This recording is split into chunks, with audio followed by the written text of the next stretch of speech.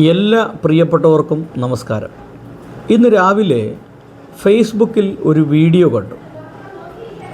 ആ വീഡിയോ വളരെ പ്രാധാന്യമർഹിക്കുന്ന ഒരു വീഡിയോയാണ്. ഒരു വ്യക്തി തൻ്റെ കുടുംബവുമായി ഈരാറ്റുപേട്ടയിലൂടെ യാത്ര ചെയ്തു. എന്നാൽ താൻ യാത്ര ചെയ്ത് മുമ്പോട്ട് പോകുമ്പോൾ രണ്ട് കുട്ടികൾ, ഏതാണ്ട് 14-15 വയസ്സ് പ്രായമുള്ള രണ്ട് കുട്ടികൾ, അവർ ഹെൽമെറ്റൊന്നും വെച്ചിട്ടില്ല, ഒരു സ്കൂട്ടറിൽ വന്ന് ഇദ്ദേഹത്തിൻ്റെ വാഹനത്തിൽ ഇടിക്കുകയാണ്. അപ്പോൾ അതുമായി ബന്ധപ്പെട്ട് ചില പ്രശ്നങ്ങളൊക്കെ അവിടെ ഉണ്ടായി. ഇതുമായി ബന്ധപ്പെട്ട് പോലീസിൽ പരാതിയുമായി ചെന്നു. എന്നാൽ പോലീസിൻ്റെ ഭാഗത്തുനിന്ന് വേണ്ട രീതിയിലുള്ള ഒരു റെസ്പോൺസ് ഒന്നും ഉണ്ടായില്ല. ഒരു പ്രത്യേക മതവിഭാഗത്തിൽപ്പെട്ട ആളുകൾ താമസിക്കുന്ന ഒരു സ്ഥലമാണ് ഈ ഈരാറ്റുപേട്ട എന്ന് പറയുന്നത്. അതും ആക്രമണ സ്വഭാവമുള്ള ഒരു വിഭാഗത്തിൽപ്പെട്ടവരാണ്. ഏതാണ്ട് 95% ഈ വിഭാഗത്തിൽപ്പെട്ടവരാണ് അവിടെ താമസിക്കുന്നത്. കേരളത്തിലെ രണ്ട് പ്രധാനപ്പെട്ട സ്ഥലങ്ങളാണ്, ഒന്ന് പെരുമ്പാവൂരും ഒന്ന് ഈരാറ്റുപേട്ടയും.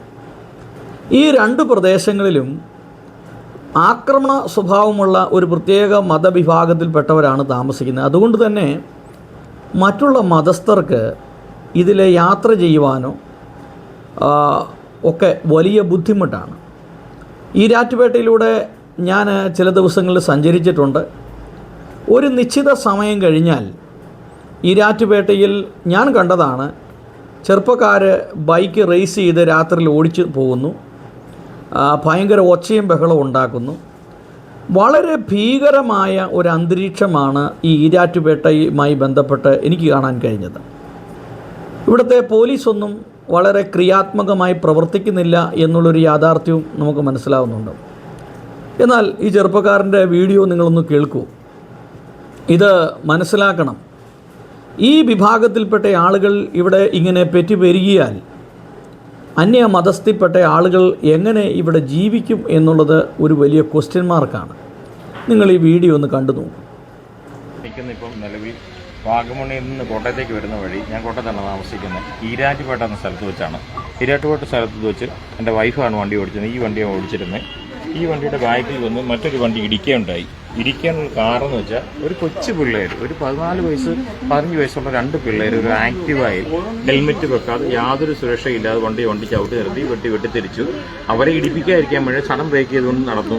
ആക്സിഡൻ്റായി വണ്ടി അവിടെ നിന്ന് എടുത്തുകൊണ്ട് പോയ ശേഷം നമുക്ക് യാതൊരു പരീക്ഷയും കിട്ടാത്ത രീതിയിൽ ഇവിടുത്തെ ലോക്കൽ ആൾക്കാർ വന്നിട്ട് ഏതോ ഒരു, ഞാൻ പറഞ്ഞാലത് ക്ഷമിക്കണം എന്നോട്, മതവിഭാഗത്തിൻ്റെ പേര് പറഞ്ഞ് താക്കോൽ ഊരാൻ പാടില്ല. ഞാൻ അവരോട് പറഞ്ഞൊരു കാര്യമേ ഉള്ളൂ, കാരണം പോലീസ് വരട്ടെ, സ്റ്റേഷനിൽ നിന്ന് പറയും, ഈരാറ്റുപേട്ട സ്റ്റേഷനിൽ പോലീസ് വരട്ടെ, പോലീസ് വന്നിട്ട് വണ്ടി എടുക്കാം എന്നാണ് ഞാൻ പറഞ്ഞത്.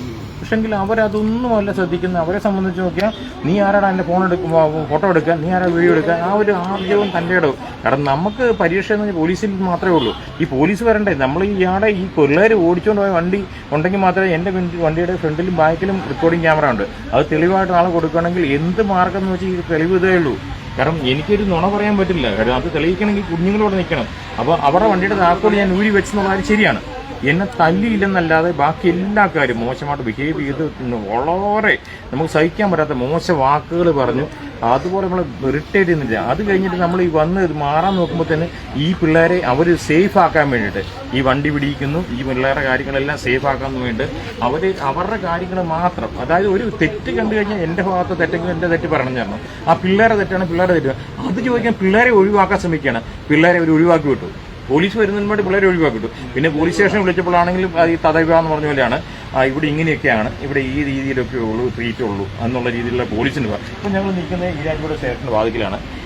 ഞങ്ങൾ വന്നിട്ട് ഒരു മണിക്കൂർ നേരമായിട്ട് പോലീസ് ഉദ്യോഗസ്ഥരോട് ഞങ്ങൾ വേറെ കാര്യം പറഞ്ഞാണ്.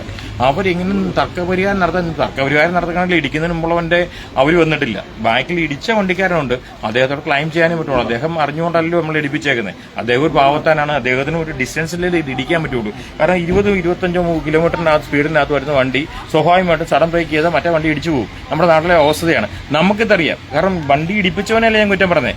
ഈ ഫ്രണ്ടിൽ വന്ന വണ്ടിക്കാരനെ പറ്റി കൃത്യമായിട്ട്, ഈ പിള്ളേരെ സെറ്റിനെ പറ്റി കൃത്യമായിട്ട് റെക്കോർഡ് ഉണ്ടായിട്ടും കൃത്യമായിട്ട് കാര്യങ്ങളുണ്ടായിട്ടും യാതൊരു രീതിയിലുള്ള പരിഗണനയോ യാതൊരു രീതിയിലുള്ള മര്യാദയും തരുന്നില്ല. ഞാൻ എന്ത് ചെയ്യണം? അല്ല നിങ്ങളുടെ ഒരു അഭിപ്രായം പറയാമോ? ഞങ്ങൾ എന്ത് ചെയ്യണം നിയമപരമായിട്ട്? ഈ GD എൻട്രി ഇടാൻ പറഞ്ഞാൽ GD എൻട്രി ഇട്ട് കഴിഞ്ഞാൽ ഞാൻ എൻ്റെ ക്ലെയിം ചെയ്യണം, ഇൻഷുറൻസ് ക്ലെയിം ചെയ്യുന്നത് ഞാൻ ക്ലെയിം ചെയ്യണം.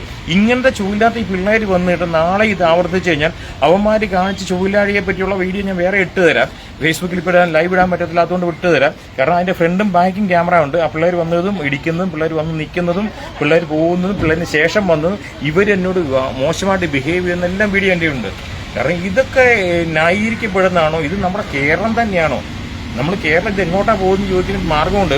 ഇവിടെ മതസ്പർദ്ധയൊന്നും ഇല്ലെന്ന് പറഞ്ഞാൽ പോലും ചില ആൾക്കാരുടെ ഉള്ളിലൊക്കെ തന്നെ ഒരു കാര്യം 14-15 വയസ്സുള്ള പിള്ളേർ 2 വീലറിനകത്ത് ഹെൽമെറ്റ് ഇല്ലാതെ വണ്ടി വന്ന് റോങ് സൈഡിൽ ഓടിച്ച് വണ്ടി ആക്സിഡന്റ് ആയ ശേഷം അവരെ ഇടിപ്പിക്കാതിരിക്കാൻ ശ്രമിച്ചതിൻ്റെ അകത്ത് ആ പിള്ളേർ പോലീസ് വന്നിട്ട് പോട്ടെന്ന് പറഞ്ഞിട്ട് അതിനൊരു രീതിയിലുള്ള സഹായവും തരാതെയും ഞങ്ങളിപ്പോഴത്തെ ഈ സമയം വരെ ഞാനും എൻ്റെ ഫാമിലി എൻ്റെ കുടുംബം മുഴുവൻ ഇവിടെ വഴി നിൽക്കുകയാണ്. ഇത് എങ്ങോട്ടാണ് പോകുന്നത്? നിങ്ങളുടെ അഭിപ്രായം പറയുക. ഇത് ഞങ്ങൾക്ക് എന്തെങ്കിലും സൊല്യൂഷൻ ഉണ്ടോ? ഞങ്ങൾക്ക് നന്മ കിട്ടുമോ? ഞങ്ങൾക്ക് നിയമം കിട്ടുമോ? നീതി കിട്ടുമോ എന്ന് നിങ്ങൾ പറയുക. ഇത് എനിക്ക് പറയാൻ പറ്റുള്ളൂ. Please comment. ഇത് കേരളം തന്നെയാണോ? ഈ കേരളത്തെ ഇത്രമാത്രം ഈ പ്രത്യേക മതവിഭാഗത്തിൽപ്പെട്ട ആളുകൾ നശിപ്പിച്ചു. ഏത് സ്ഥലത്തും കൊള്ളയും കൊലയും ഇതുപോലെയുള്ള എല്ലാ പരിപാടി, ലഹരി. ഈ 14-15 വയസ്സുള്ള കുട്ടികളൊക്കെ ഈ ലഹരി ഉൽപ്പന്നങ്ങൾ കഴിച്ചിട്ടായിരിക്കും ഇവരിങ്ങനെ വണ്ടി ഓടിക്കുന്നത്. ഇതിൻ്റെ എല്ലാം പിന്നിൽ, ഈ ലഹരി കടത്തിൻ്റെ പിന്നിൽ ഇവരുടെ കൈയാണ് ഇതിൻ്റെ അകത്തെല്ലാം. ഇപ്പോൾ ഒരു സാധാരണക്കാരൻ ചോദിക്കുകയാണ്, ഇനി എന്ത് ചെയ്യും, എങ്ങനെ ഈ നാട്ടിൽ ജീവിക്കും?